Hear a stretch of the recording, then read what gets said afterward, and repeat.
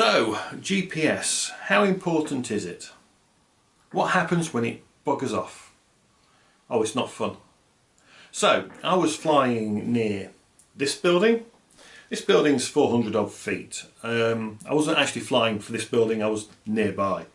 And I was doing some inspections, and basically my GPS kept buggering off. And basically what I was doing some inspecting, flying the drone, and unlucky for me, or lucky for me, depends, the wind was actually blowing me towards what I was inspecting. That's right, if my GPS stops working, basically I end up being pushed towards a building, which of course could end up being a lot of fun and a big mess. Now, fortunately, I don't need GPS. GPS is nice, I don't have to have it. It's one of those things where you've just got to fly.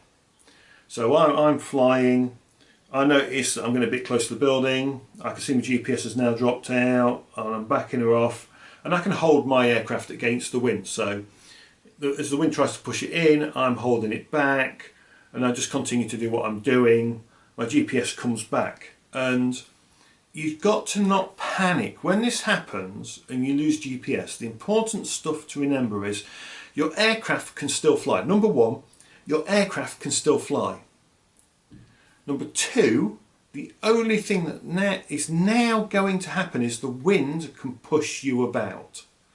So you've gone from being fixed in a location, letting go of the sticks, and being rock solid steady. You now, when you let go of the sticks, the wind will just push you. And this is why people end up with a lot of problems, because they don't think correctly. Now, we talked to someone at the building we were doing, and they said, oh yeah, there was people doing a hotel just down the road. Their drone had a similar problem, the GPS dropped out, they landed on the roof because it was the safest place to put it. And that pilot, whoever they were, did the right thing, because they probably swore under their breath a bit and went, I've just got to fly it now. And they will look for a nice landing spot, but where we were in that area, it was a lot of high-rise buildings, and I'm talking 5, 6, 10, 20 stories or more high. And the logical thing was for him to keep it up. It's a congested area, heavily congested at times, depending upon the time of day. They just thought, right, I'm going to put it on a roof, because that's what I would have done. I would have just flown it. And you'll just fly it around, you'll pick your roof, you point your camera down, and you're just going to hold it in position, and you're just going to bring yourself in. That's the only thing you can do. If you lose GPS, don't panic, is number one. Number two, just pick your route home. Your little map on the bottom of the screen, that's still in relation to where you are.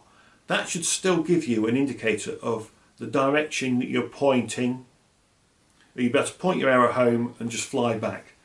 If you panic and let the wind push you about, that's when you end up in a tree, because you're too low, you're not paying attention, and game over.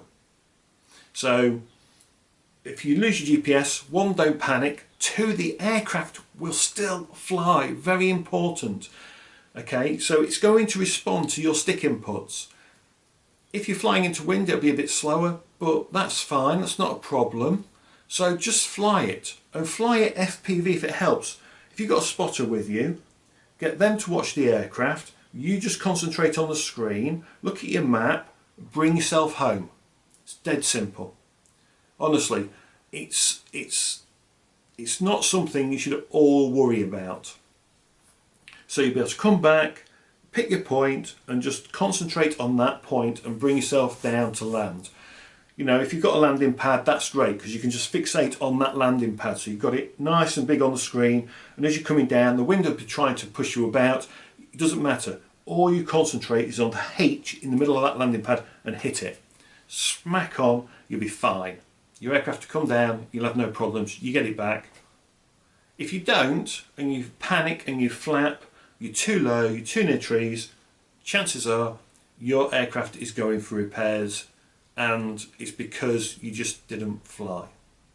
So again, finally, GPS falls out, don't panic, just fly your aircraft. Height is a friend as well, so if you go up to about 60 metres you'll never hit a tree. Use that height, look at your screen, see where you are, get yourself back. If your iPad dies and you lose GPS, you're in for a bit of bad luck if you did not keep visual line of sight. If you can see it, you can orientate it, you can bring it back. Again, it's not a problem. If you've kept it visual line of sight and you don't panic, just fly it. Right, that's it for this one. Take care everyone, have a good one. Cheers.